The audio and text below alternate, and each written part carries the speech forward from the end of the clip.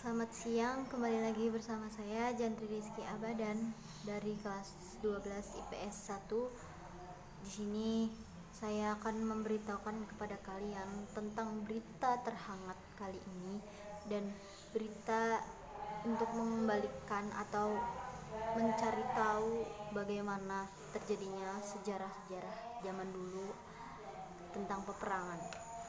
Jadi materinya kali ini adalah tentang perjuangan menghadapi ancaman disintegrasi bangsa.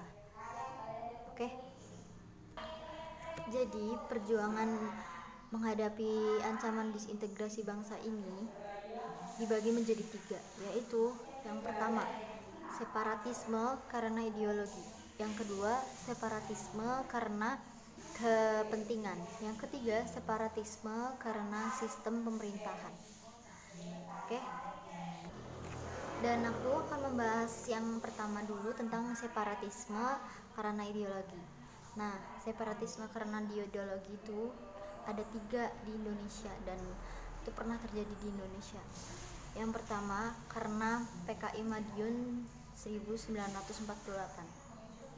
Dan yang kedua, tentang atau karena pemberontakan DI atau TII.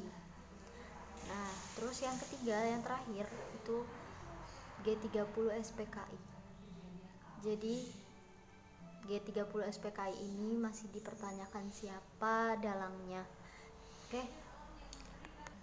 Jadi kita akan bahas yang pertama dulu tentang PKI Madiun 1948 ini. Latar belakangnya karena terjadinya program rekonsiliasi atau rekonstruksi dan rekonsiliasi pada peperangan Kabinet Muhammad Hatta. Nah, karena adanya keirian atau kebaperan orang komunis terhadap PKI. Nah, tujuan dari PKI tersebut adalah untuk menjadikan Indonesia sebagai negara Uni Soviet Indonesia. Itulah kisah tentang PKI Madiun pada 1948. Dan gak lupa dengan pemimpin dari PKI Madiun tersebut adalah Amir Syarifuddin atau yang biasa disebut dengan FDR. Dan kemudian ada Musso, dia itu VKI atau Partai VKI atau Partai Komunis Indonesia. Dia mengikuti, si Musso itu mengikuti tentang atau mengikuti dalam organisasi Partai Komunis Indonesia tersebut. Dan mereka semua atau PKI Madiun itu dalam cerita yang tadi itu, apakah Indonesia akan tinggal diam? Karena tidak. Jadi Indonesia pun berusaha untuk penumpasan dengan sebuah operasi militer. Nama gerakannya adalah Operasi Militer 1 yang dipimpin oleh Gatot Subroto dan juga Kolonel Sungkono.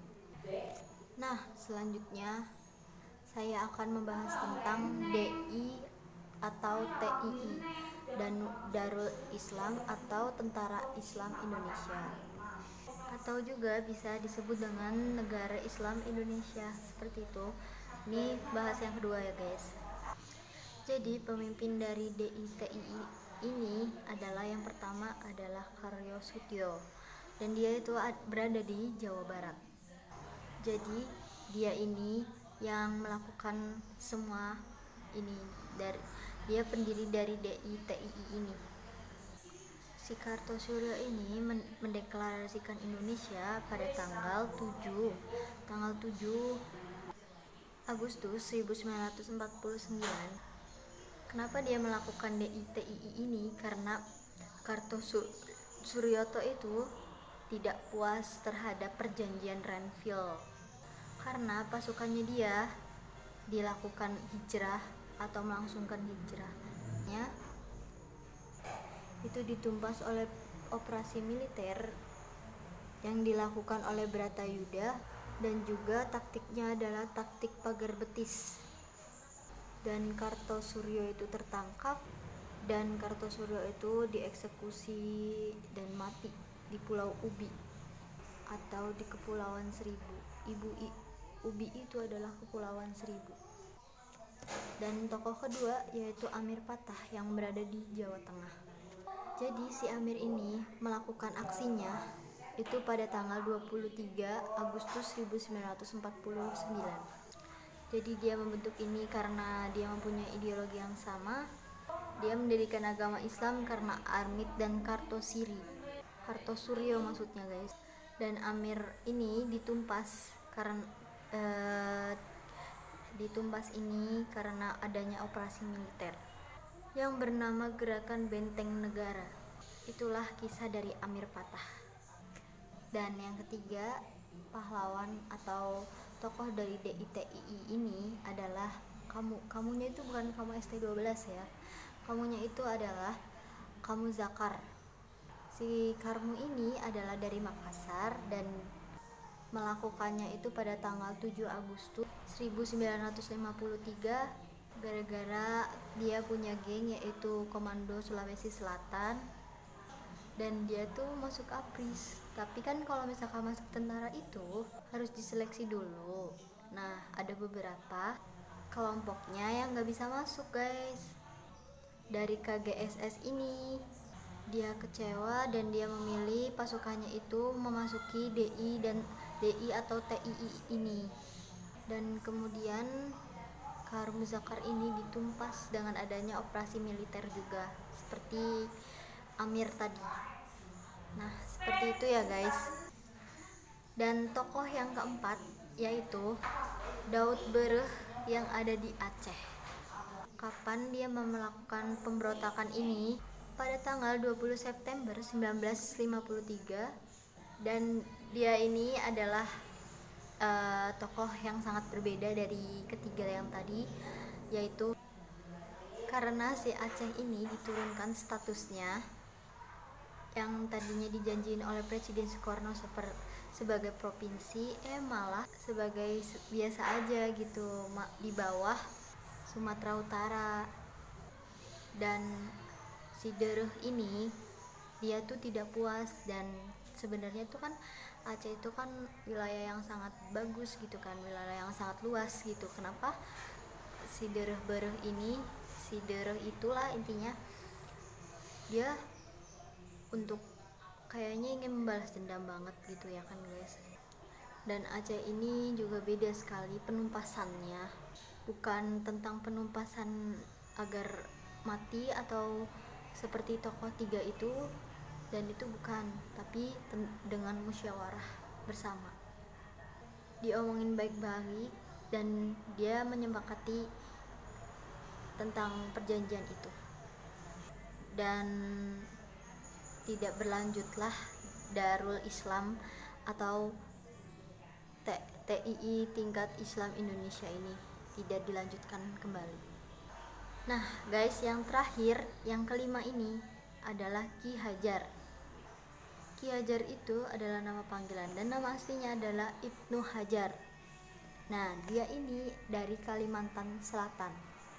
Dan dia ini melakukan pemberontakan pada Oktober 1990. Gara-garanya dia tuh baper. Dia dari angkatan atau dari TNI Angkatan Darat, guys. Dan ternyatanya di situ tidak semuanya termasuk APRI, dan dia pun membentuk sebuah geng yang bernama Eryati. Dan geng tersebut sangat baper sekali, namanya aja KRYT, ya baper lah ya kan. KRYT itu adalah Kesatuan Rakyat Tertindas. Sedih banget artinya ya. Dan geng ini membuat onar di Kalimantan Selatan, dan akhirnya seperti yang kisah-kisah tiga tokoh tadi, yaitu operasi militer yang dilakukan Juli pada 1963. Dan akhirnya semuanya Darul Islam Antar Islam ini berhasil ditumpas sama pemerintah kita dan walaupun masih ada salah-salah kecilnya. Oke guys, itu aja yang bisa aku kasih tahu. Kurang lebihnya mohon maaf kalau misalkan saya di sini ada salah dengan pengungkapan saya sendiri punya salah, saya minta maaf. Jadi oke, sekian dan terima kasih.